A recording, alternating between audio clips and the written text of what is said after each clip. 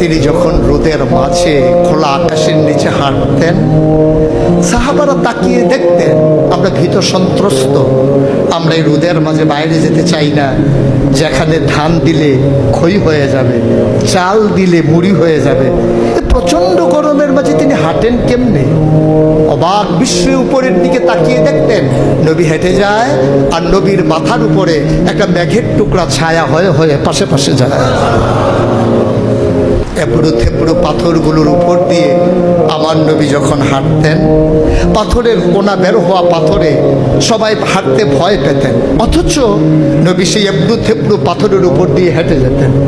তারা চিন্তা করতেন নবীর কদমের নিচে এই শক্ত পাথর পড়লে উনি কি ব্যথা পান না?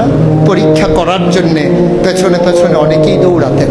দৌড়ে দৌড়ে নবীর কদম মুবারকের নিচে যে পাথর পড়ে গিয়েছিল ওরা হাতে তুলে দেখতেন নবীর কদমের সম্মানে শক্ত পাথর তুলার মতো নরম হয়ে গেছে। এ নবী আমার, এ নবী আপনার নবী, এ নবী আমাদের নবী। আমরা প্রাউড ফিল করি।